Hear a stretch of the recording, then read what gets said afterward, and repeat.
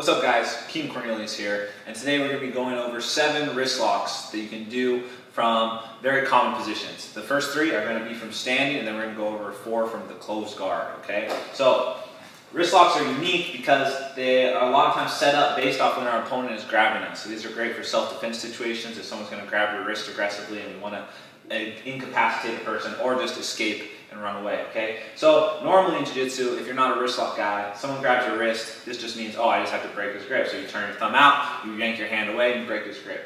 But once the world of wrist locks opens up for you, the possibilities are endless, okay? So the first one is going to be if he grabs my right hand with his left hand. So it's the mirror image here. He grabs my hand with his left hand, he grips tight. Maybe I can't break the grip, so what I'm going to do is I'm going to turn my hand up like I'm holding a teacup in my hand, okay? I want to turn it all the way up and over because I want to expose this thumb here, okay?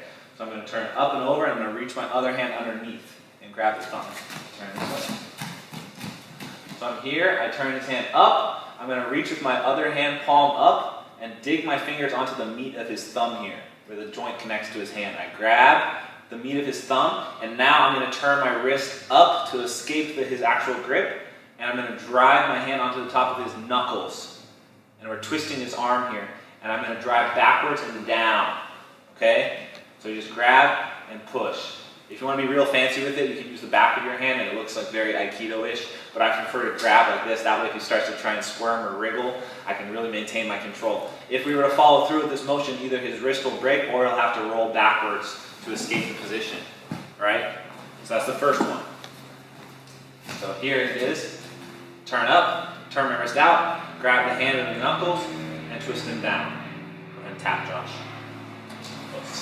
Perfect.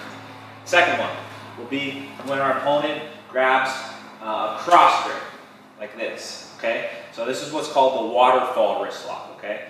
Now, he is grabbing a cross grip on my dominant hand again. This time, I'm going to bring his hand up, and I'm going to grab his knuckles like this. So I'm bringing my hand over the top, as if I were to like be grabbing my own arm. But I'm grabbing his knuckles with my fingers in. I want to have my thumb on the outside, okay? Then my bottom hand is going to rotate.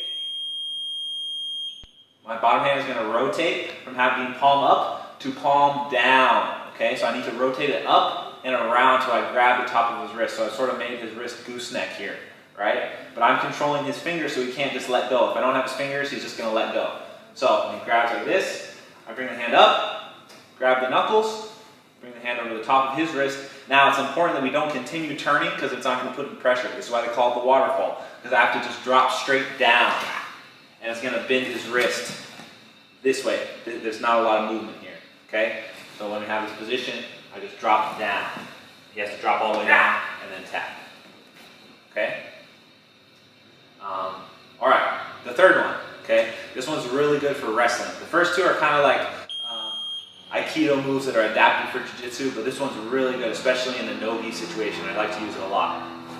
So, for whatever reason, especially with jiu-jitsu guys, when you put your hands up like this, they want to connect fingers with you. Everyone likes to do this. If you put your fingers up, almost 100% of the time, they're going to grab your fingers like this. So what we're going to do is when we put our fingers up and they go to reach for our hands, we're going to turn our hands out and grab his hands like this. So my fingers are along the outsides of his hand, on the pinky side. Both hands go to the outside, and my thumb interlocked into his thumbs. And I grip like this, okay? So now I have pinky control, and he has just thumb control, as you can see here. Now, I'm going to pick one side, whichever side I want. Usually I like to pick to the side that his leg is stepped forward, okay? I'm going to take tight control, squeezing really tight on his knuckles here. I'm going to let go of this hand. I'm going to reach over and reinforce my position on his hand here. Now, I'm going to twist, like so.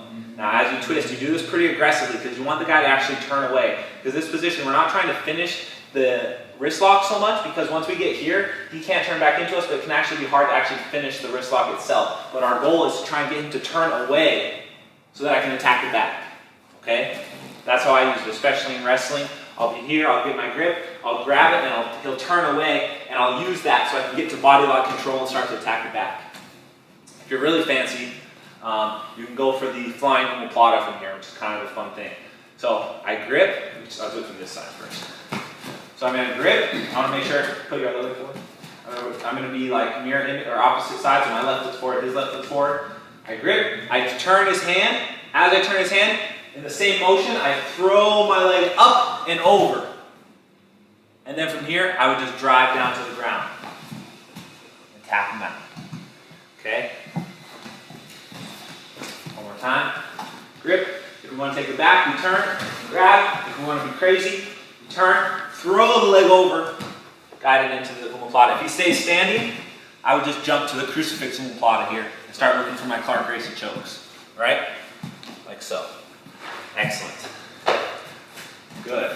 Now, there's actually a fourth wrist lock from standing when someone grabs our collar. This is probably one of the most common ones you see in jiu-jitsu competition. Same side grip. He's going to grip same side. Let's turn this way. He grips same side.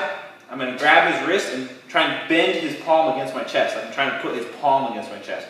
Right now, just his knuckles are on my chest. I grab, force the palm against my chest. Now it's important I reach over the top because I'm trying to catch his knuckles in my shoulder as I force his palm to my chest, and then I grab behind his